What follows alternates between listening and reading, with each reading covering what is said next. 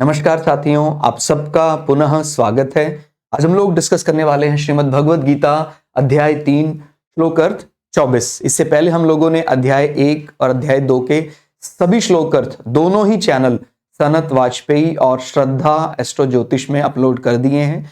आप में से कोई भी व्यक्ति भगवद गीता को सरल हिंदी भाषा में समझना चाहता है, आप हमारे चैनल में आए, जहां आपको प्लेलिस्ट सेक्शन में सारी वीडियो सीरियल वाइज मिल जाएंगी। तो आज का श्लोक अर्थ क्या कहता है? भगवान श्री कृष्ण अर्जुन को समझाते हुए कहते हैं, इसलिए यदि मैं कर्म ना करूं तो यह सब मनुष्य नष्ट भ्रष्ट हो जाएं और मैं संकर्ता का करने वाला हूं तथा इस समस्त प्रजा को नष्ट करने वाला बन जाऊंगा।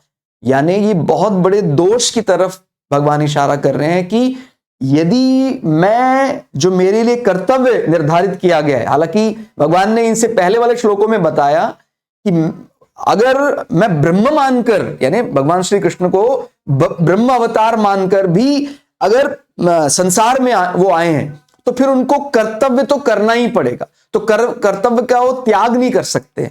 इसको अगर सही ढंग से समझना है तो आप इससे पहले वाले श्लोक में भी जाएं, उसका अर्थ समझे, ताकि आपको यह बात समझ में आए कि किन परिस्थितियों में भगवान भी यदि धरती पर आते हैं तो वो भी कर्म का त्याग नहीं कर सकते। तो भगवान कह रहे हैं कि मैं कर्म ना करूं तो सब मनुष्य नष्ट भ्रष्ट हो जाएंगे, क्योंकि वो फिर मुझे मानकर उसका अनुसरण करने लग जाएंगे। तो यदि कर्म नहीं होगा तो संसार का जो कर्म बंधन से मुक्त होने का तरीका है, कर्म योग सिद्धांत है, वही नष्ट भ्रष्ट हो जाएगा और उसका दोष लगेगा। इसीलिए मैं कर्म योग से विमुख नहीं हो सकता हूं। मुझे तो कर्म करना ही है, चाहे मैं उसकी लेश मात्र भी इच्छा नहीं है मेरे मन में। मुझे तो कौन सी ऐसी वस्तु है जो प्राप्त होना शेष है? मैं तो सब चीजें प्राप्त कर सकूं, हर चीज का अधिकारी हूं, मैं तो बनाने वाला हूं उसको। तो मैं किस इच्छा से कर्म कर रहा हूं? तो अभी वो बात नहीं है कि भाई आपके मन में इच्छा समाप्त हो गई है तो आप धरती पे तो आप कर्म ना करें। नहीं, जब तक आप धरती पर हैं आपको, क्योंकि बड़ा दोष लग सकता है, क्योंकि लोकाचार में दूसरे व्यक्ति महापुरुषों का अनुसरण करते हैं। जब तक हमारा शरीर यहां है हमें कर्म सिद्धांत का पालन करना पड़ेगा, कर्मयोग का पालन करना पड़ेगा। आगे एक बहुत बड़ी बात और यहां भगवान ने समझाई। अर्जुन के मन में क्या विचार आ रहा था कि भाई अगर मैंने युद्ध किया, मैंने क्षत्रिय धर्म उसने धारण किया था कि यदि देश की रक्षा के लिए, कर्तव्य की रक्षा के लिए अभी मुझे हथियार उठाना पड़ेगा तो मैं उठाऊंगा।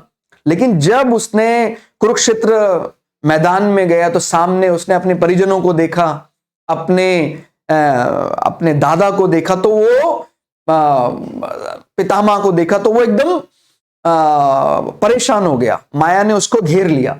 तो इसमें उनके मन में विचार आया कि भाई अगर मैं हथियार चलाता हूं उसके कारण से जीवन की क्षति हो जाती है, जीवन की हानि हो जाती है, तो क्या बढ़ सकता है? देखिए, एक समान विचारधारा वाले व्यक्ति जब नजदीक आते हैं तो उनसे जो संतति बढ़ती है वो अनुशासन को बढ़ाने वाली होती है, वो कर्तव्य को बढ़ाने वाली होती है।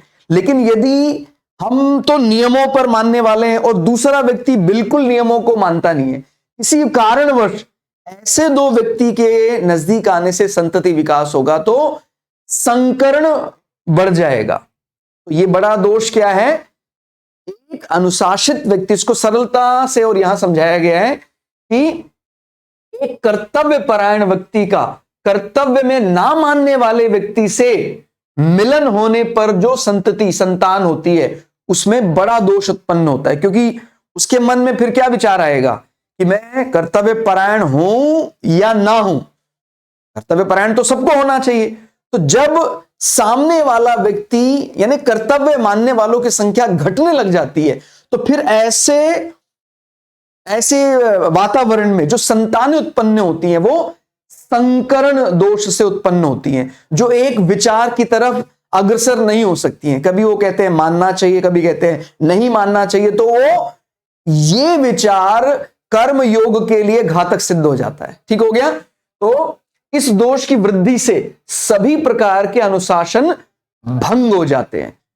तो जो अर्जुन के मन में तो क्या आ रहा था कि मैं जब हथियार चलाऊंगा तो इतना प्राण क्षति हो जाएगा, जीव हत्या हो जाएगी, उनके मन में ये विचार आ रहा था, तो शायद संकरण बढ़ेगा। जबकि भगवान ने क्या बताया कि भाई जब अधर्म इतना ज्यादा फैल गया है तो अगर आप युद्ध से बच जाएंगे तो और ज्यादा संकरण फैलने का डर रहेगा, क्योंकि वो एक ऐसा वातावरण है जहां व्यक्ति केवल अपना जीवन बचाने के लिए जी रहा है, वो अन्यायपूर्वक जीवन का सुख लेना चाहता है, वो अपना कर्तव्य से बच रहा है, तब तो और बड़ा संकरण फैल जाएगा। तो वास्तव में अर्जुन का जो संकरण की परिभाषा है कि मैंने यदि धर्म के लिए हथियार चलाया और कुछ ऐसा हत्या हुई, या इसको हत्या ना कहकर इसको क्षति हुई कुछ, क्योंकि वो तो धर्म के लिए युद्ध कर रहे हैं, क्षति हुई तो हो सकता है समान विचारधारा,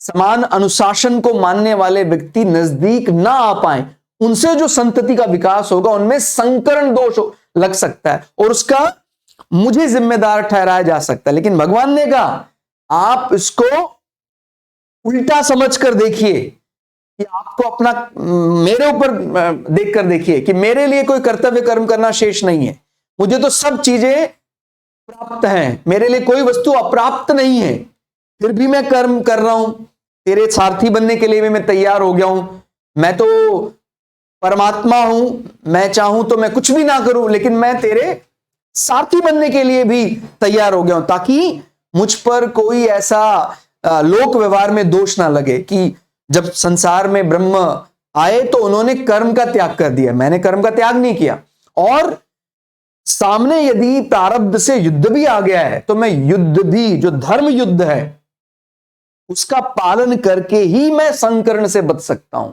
ठीक हो गया?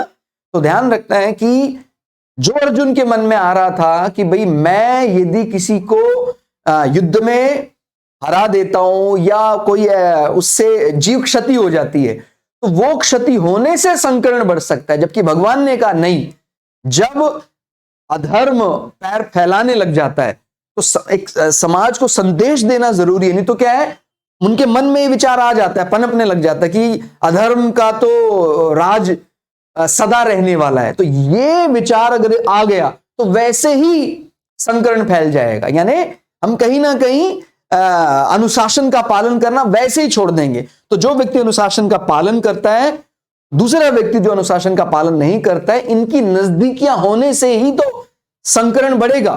लेकिन यदि हम अनुशासन बनाए रखें, ठीक हो गया कि भाई नहीं हमें धर्म का पालन करना है, तो सबके मन में यदि अनुशासन बना रहेगा तो संकरण होने का सवाल ही पैदा नहीं होता है। तो यहां पर यह बातें भी समझना जरूरी है, अपने कर्तव्य का पालन किए बिना केवल जीवित रहने के लिए संसार का भोग करना महान दोष उत्पन्न करता है। भाई आजकल हम क्या कर रहे हैं, भाई हम कर्तव्य का पालन हो रहा है कि नहीं हो रहा वो नहीं देखते हैं, केवल हमें संसार में जीवित रहना है, जिंदा रहना है, उसके लिए हमें कुछ भी करना पड़े, शरीर को सुख देना, अपने केवल जीवित रहने के लिए। कहता जी कितनी आयु हो गई आपकी? कहता जी हमारी 60 आयु हो गई, लेकिन हमें 100 तक जाना है। क्यों जाना है? कर्तव्य पालन करने के लिए? नहीं नहीं, केवल भोग करने के लिए, संसार का भोग करने के लिए हम जीवित रहते हैं। तो ये कोई जीना हमें कर्म बंधन से मुक्त नहीं कर सकता, ये तो हमें उसी ट्रैप में फंसाए रखने वाला, उल्टा और ज्यादा फंस जाएंगे हम। तो ये दोष से हमें सदा बचना है, अपने कर्तव्य का सदा ध्यान रखना है। यदि कोई कर्तव्य त्याग कर केवल जीवित रहता है संसार के भोगों को भोगने के लिए, तो वो महान दोष में, महान कूप में, बहुत बड़े गहरे कुएं में जिस प्रकार कोई व्यक्ति गिर जाता है, उसके बाद उसको वहां से निकलकर धरा पर आना कठिन हो जाता है। आकाश में जाने की बात तो बहुत दूर थी कि भाई वो कैसे पुण्य लोकों में जाने की बात सोच रहा था, लेकिन वो तो अभी महान गर्त में चला गया। तो इसीलिए अपने को ध्यान रखना है, कर्तव्य पालन करना है, उसके लिए चाहे हमें हमारा शरीर का भोग हमें त्यागना पड़े। भाई प्रारब्ध से कभी, वो हमने पहले भी श्लोकों में पढ़ा था, हमारे कर्म फल के कारण यदि कोई हमें सुख शरीर को मिलता है जो हमने स्वयं से नहीं मांगा था, तो उसमें कोई क्षति नहीं है। लेकिन केवल भोग के लिए ही जीवित रहना, ये तो महान दोष पैदा करेगा, ये कहीं नहीं ले जाने वाला है, उल्टा ये तो और पाप ही बढ़ाएगा। ठीक हो गया, इससे बचना है अपने को। यह युद्ध ना करने से संकरता बढ़ेगी या युद्ध करने से संकरता बढ़ेगी, तो यहां पर इस विचार को भी समझना है। अर्जुन के मन में क्या आ रहा है, युद्ध करूंगा तो संकरता बढ़ जाएगी, क्योंकि कोई लोग बचेंगे नहीं जो नियमों का पालन करने वाले होंगे, और कोई लोग ऐसे होंगे जो नियमों का पालन करेंगे, उनकी नजदीकी आने से जो आगे संतानें होंगी वो संकरण होंगी, उनमें दोष, वैचारिक दोष हो सकता है। तो इसीलिए कहा कि नहीं, भगवान ने समझाया कि नहीं, अब जब सामने वाला धर्म पर उतारू हो गया है, हस्तिनापुर का जो नरेश है वो भी दुर्योधन की हां में हां मिला रहा है, तो फिर अपने को अब धर्म ध्वज उठाना ही पड़ेगा, नहीं तो समाज में ये लोकचार में ये गलत व्यवहार में गलत विचारधारा चली जाएगी कि देखिए अधर्म का पालन कर रहा है फिर भी उनका जो देश है बढ़ता जा रहा है। तो इसलिए भगवान ने कहा कि नहीं, युद्ध करने से संकरण दोष से मुक्ति पाई जा सकती है। तो अपने को यह बात यहां समझनी है कि किस प्रकार, किस परिस्थिति में, हमारे डेली लाइफ में आज भी ये उतना ही प्रैक्टिकल है, उतना ही व्यवहारिक ज्ञान है। कोई ये ना समझे कि ये 5000 साल पहले का ज्ञान आज लोक व्यवहार में उसको अनुसरण करना कठिन है। आज आपके भी कहीं कंपनी में काम कर रहे हैं, कहीं काम कर रहे हैं, आपका कोई भी कंपनी का प्रश्न है, आपका कोई रिलेशनशिप ऐसा है, सारे उत्तर आपको भगवत गीता में मिल जाएंगे। तो यही हमारा प्रयास है कि भगवत गीता के सारे श्लोकों को अलग अलग रिकॉर्ड करके आप तक पहुंचाएं, ताकि आप के मन में जो संशय रहता है, हमने मतलब वीडियो तो उपलब्ध है, लेकिन आपने भी देखा होगा, हमने भी देखा है कि वो एक ही अध्याय को सारे श्लोक पढ़ देते हैं और फिर वो समझ में कुछ नहीं आता है। तो हमने ऐसा निश्चय किया है कि हम सारे अलग अलग श्लोकों का अर्थ अलग अलग रिकॉर्ड करें, ताकि कोई संशय ना रह जाए कि अभी क्या कहा था, फिर अभी क्या कहा। ठीक हो गया, तो आज के लिए इतना ही। वीडियो कैसा लगा कमेंट करके जरूर बताइएगा। मिलते हैं अगली वीडियो में, तब तक के लिए जय श्री भगु पराशरा, जय श्री शुक्राचार्य, नमस्कार।